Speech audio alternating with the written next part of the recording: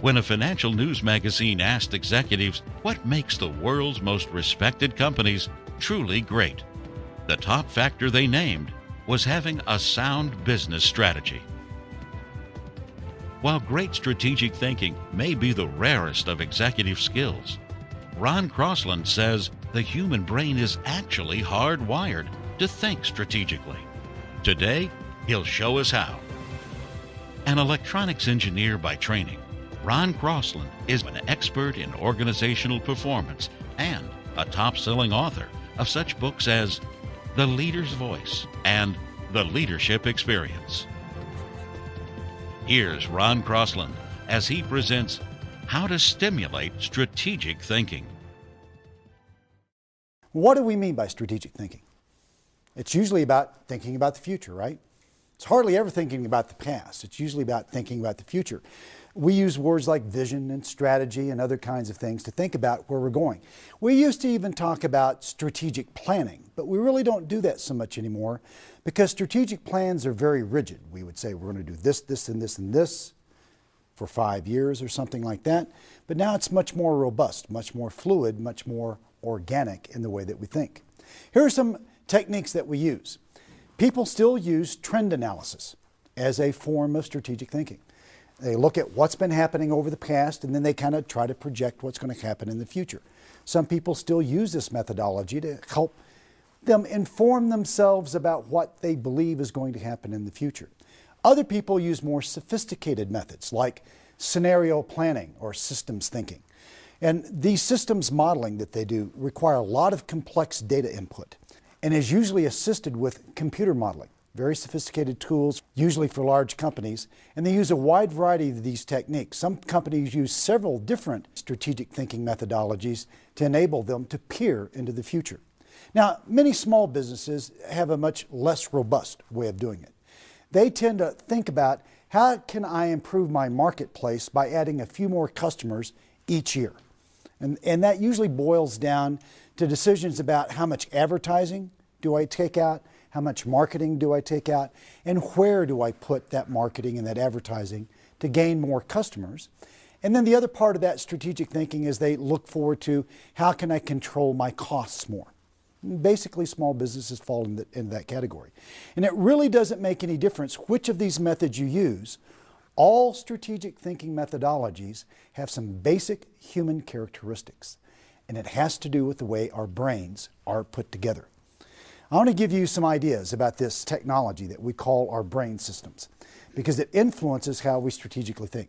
First of all, our brains each and every day are trying to make sense and meaning out of what's happening to us. Scientists now know that every moment you're awake, your brain is trying to figure out what's going on. And it does it automatically. We don't have to think about this thinking. It is an automatic feature of our brains. And there are 4 questions that we are constantly trying to answer. Write these down. These are very important ideas for you to consider. Number 1, we ask the question, who am I? Who am I right now? What's the role I'm in? What am I doing? What is it that I think that I am? As a parent, as a colleague, as a coworker, as a leader, who am I? We're constantly asking that question. Now you might think to yourself, you don't go around asking yourself this question, right? But your brain is asking that question. It's constantly updating it on an unconscious level. Question number 2, it asks, what's happening to me right now? Not just who I am, but what's happening to me. And that's usually a very tight time frame. It usually spans the course of 2 or 3 days. What's been happening to me very recently. And that focus, that time horizon becomes very, very narrow. We ask ourselves, what's happening to me? We update that and refresh that image of what's happening to me at a high rate of frequency. Question number 3 that our brains are constantly asking yourself is, what has happened to me in the past?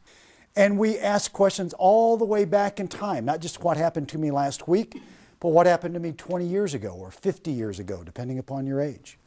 What happened to me? 4th question, you're constantly asking yourself, what do I think will happen to me in the future? What will happen to me in the future? These 4 questions form what neuroscientists call a coherent story of your life. And your brain does it automatically, whether you want it to or not. And these same 4 features are fundamental to every strategic thinking methodology that I just mentioned. And we're going to break this down and take a look at them in a wide variety of different ways. But first, I want to illustrate how this works. I call strategic thinking crafting memories of the future. Memories of the future. Now I want to take you through a little exercise to help illustrate what that's like, why I'm calling it memories of the future. So I'm going to ask everyone to participate in this. I'm going to ask you to think about a situation from your life, and you're going to think about 2 different situations of your life. And then in a moment, you're going to talk to each other about those situations, okay? So here we go. First situation. Right now, start thinking about the last vacation you took, the last holiday, or the last weekend with your family, your last reunion, some memorable event where you got away from work for a while. Right now, start thinking about it. In fact, close your eyes and think about it. It works better if you close your eyes. What happened during this time? Who was with you during this time? What was the most interesting thing that happened while you're enjoying this experience? What was the most troubling thing that happened or irritating thing that may have happened during this time? What did other people say about their experience while you were there with them? Can you remember some of the things that they said at this time? Remember that time? Okay, you can stop now. Got it? Okay, so you've just had a little memory, resurrected that memory, and here you go. Next phase. I want you to think about your next vacation or holiday or weekend getaway or whatever it happens to be. I want you to look forward. Even if you don't have one planned, then think about the one you'd really like to go on. So start thinking right now. Think about the future. If you've got one you're planning, start thinking about it. If you don't, then start planning one in your mind right now. Where are you going? Are you going to stay at home? You're going to travel across the city? You're going to go to another country? Who's going to go with you? Who's going to accompany you on this holiday, this vacation? What's the thing you're most excited about as you go? What are you most looking forward to doing when you're at this place? What do you imagine you will learn while you're having this experience? What's something new that might happen to you that's never happened before? And as you're coming back from this vacation, what are your friends or family or other people saying about their experience? Okay, you can stop. All right, got those two things in your mind. Okay, here's what we're going to do. Quick little activity. It'll only take 3 or 4 minutes. I'm going to ask you to do it. Okay? I'm going to ask the 2 of you to become partners. So you're going to talk across the aisle. Then the rest of you, they're pairs. Okay? You've got your colleagues. So the person sitting next to you, that's your person. Here's what I want you to do. I'm going to use you 2 as an illustration. What I want you to do is I want you to tell him both these stories. Past vacation and future vacation. But I want you to tell the future vacation as if it's already happened. As if both of them have really already happened. I want you to tell it to him that way. So make sure you use the past tense and you tell him about both those experiences as if they've already happened. You're going to do the same. Take 2 or 3 minutes to tell him, if that long, you're going to take 2 or 3 minutes to tell him your story. Do that now, and then we'll take the next step. Go. Just tell it as if they've already happened.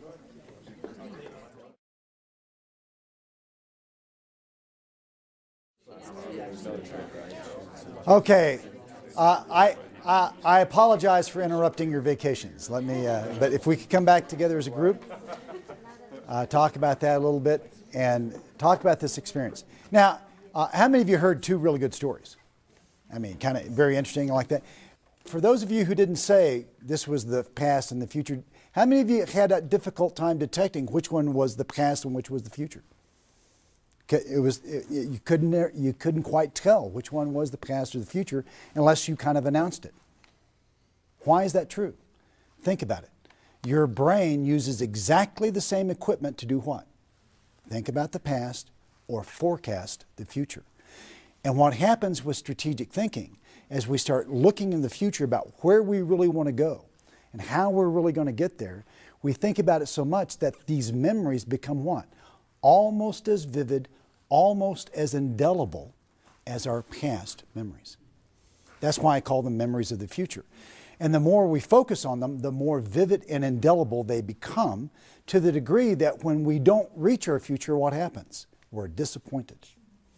That's what happens. They become so real to us. Same equipment. Our brains don't work like a recording device, where we record things on a movie camera or something like that, where when you replay it, it's exactly the same every time. It's not like a movie. Our brains don't work that way. Every time we think about the past, we recreate it, and every time it's a little bit different. How it works is this way. Every time you recreate a past memory, you literally have to reconstruct it. It doesn't reside in your brain like it does in a computer, out on a disk somewhere, forever perfect, always the same. In fact, you know this to be true, don't you? How many of you, when you think about that same vacation, if I ask you different questions, you would start what? Thinking about different details. And if I ask you about that vacation a year from now, you would think about it differently than you think about it today. You could reconstruct the general ideas, but some of the details would fade and slip. In fact, let's go one step further with this idea. How many of you have ever had something bad happen to you in the past? Bad thing, unexpected, misfortune, we've all encountered these. And at the time it really hurt, and you wished it hadn't happened, but then a year goes by, maybe 2 years go by, and then when you look back on that, you think, well, you know, it was bad, but I really learned something from that experience. Has that ever happened to you? And you begin to think, you know, yeah, it was bad, but the feeling of how bad it was goes down. And you begin looking at it differently, like, well, I'm probably a better person for that having happened back then.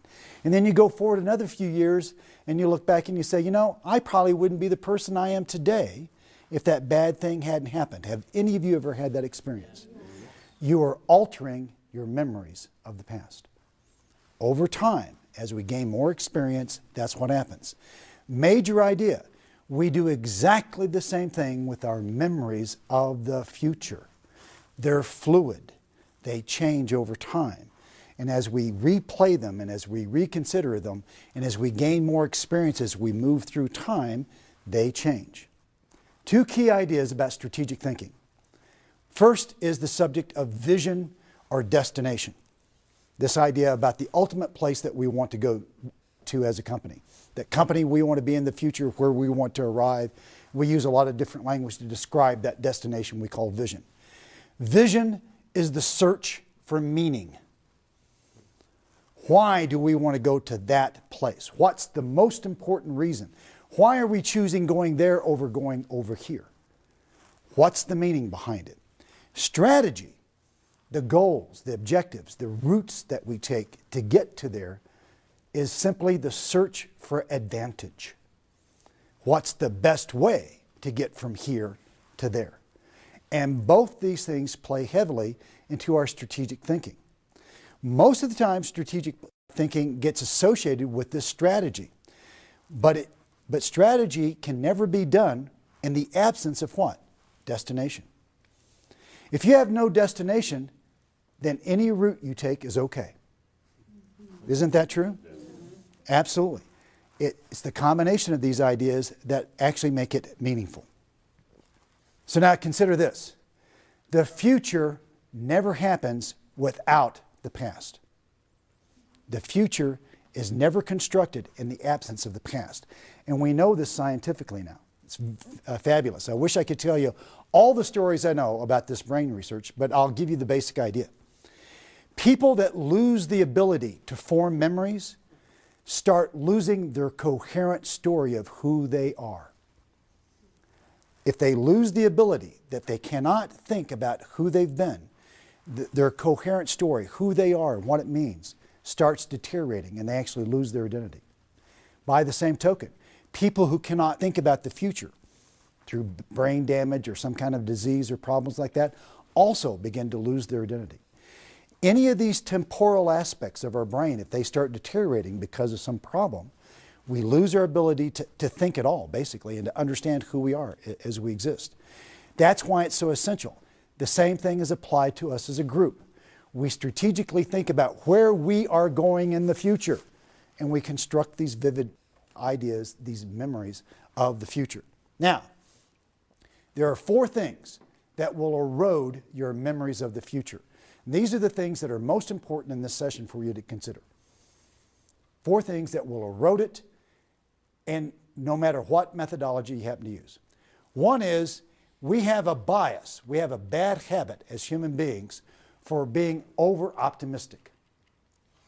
Over-optimism is the problem. If we forecast what's going to happen in the future and we're successful, what do?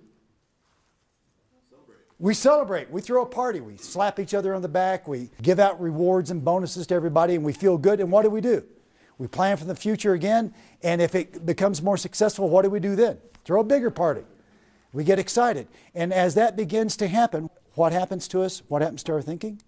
We begin to believe that we're extremely good at this strategic thinking stuff, and we get over-optimistic. And in fact, we begin to believe that we cause the future to happen. And that isn't true. That hardly ever happens. We get so overconfident that we believe that what we've been doing is the only way to do things. And does the world ever grant you that sort of opportunity? No, because things change all the time. We become immune to looking at new information. And in fact, if we see information that's against what we're planning, we tend to reject it. We get over-optimistic. The second thing that will erode strategic thinking is under-optimism. We don't believe in ourselves. When we think strategically about the future, all of our thought process is about how to minimize losses, how to avoid making mistakes. And as a result, we don't think large enough, and our organizations dwindle as a result of it.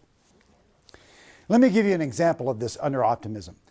I knew a guy that inherited a business, and it took 2 partners to run this particular business, and they decided that they would split the business in half. One partner took his half of the business, and he did it the same way year after year after year. He was very conservative. He never changed anything. He was always focused on minimizing losses, never tried anything new. Now, fortunately for him, his business stayed exactly level for many years. Never improved, but it also never went down. But he was very, very cautious, never tried anything new. His counterpart, the owner of the other half of his business, every year did something that I recommend to all of you. Every year, he tried at least one new thing that he had never tried before. This is how you overcome under-optimism. Whether you believe in it or not, you try one thing that you've never tried before. His counterpart in the business grew his business at twice the rate of his partner because he just did that one thing. Third is what we call confirmation bias. Confirmation bias is what really gets us. And that is that when it comes to certain ways of looking at the future, certain beliefs that we have, we become so certain that we're right that we will not listen to any arguments otherwise. How many of you know some managers that are so convinced that they know their industry best that they'll never change their minds? Absolutely. And what happens is when we're convinced about subjects like economics or how to run a business or politics or religion, the subjects that we're forbidden to talk about, right? When we're so convinced that our way is right, we actually look for information that proves us right at 2 to 3 times the rate that we look for information that says that we're wrong. And when we get information that says that we're wrong, we immediately find ways to discount it. It harms strategic thinking when we're not open-minded. Here's the remedy. Here's how you defeat this confirmation bias. You must always have regular viewpoints from many different sources. A diversity of viewpoints about your business. For large organizations, often this is a board of directors, and some of them do a good job, some of them don't. For small businesses, if you don't have a board of directors, create one. Get your accountant, get your friend, get somebody that knows your business but is not working in your business to help you evaluate your plans. That independent point of view will help you with this. Here's the 4th thing that will erode your strategic thinking no matter what process you use. I call it following the herd. This is not strategic thinking. This is borrowing someone else's strategic thinking. Basically, you're either too lazy or lack the confidence or don't have enough time or don't take enough trouble to do your own strategic thinking. So what do? You play follow the leader. You look around at the other competitors in your marketplace and you say, well, they're doing this, so guess what? So should we. Guess what's at stake? Innovation, opportunity. You basically wind up living out other people's dreams when this happens. Borrowing. The remedy for following the herd is very simple to say and very difficult to do. Don't do it. It is a mistake, and you should always look for your way of moving forward. Now, when you get back with your team, what can you do? What can you do with these ideas? It's very simple, it's very straightforward, and it's very powerful. Break them up into 4 different groups and have each group take a look at the strategic thinking and ask them to work on these 4 different obstacles. One group, do you think we're being over-optimistic? And make them prove the case. It may not be the case, but see if they can stretch it. See if they can find evidence. Have another group say, are we being under-optimistic? And have them see if they can prove the case. Have another group say, where are our blind spots? How are we using confirmation bias? How do we think that we're so right that we're blinded by evidence to the contrary? And lastly, have another group take a look and say, why are we following the herd? Why do we keep doing the same things other people do?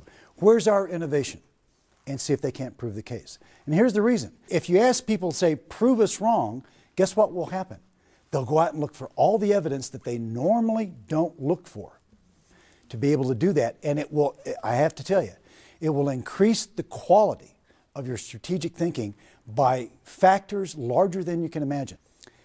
I have worked with many clients having them use these 4 techniques with their groups, and they have improved their strategic thinking abilities far greater than even I anticipated. So let's take a review. Memories of the future. They're the same as our memories of the past. The 4 things that erode strategic thinking are over-optimism, under-optimism, confirmation bias, and following the herd. If you can use the ways of defeating those things, you will definitely improve your strategic thinking.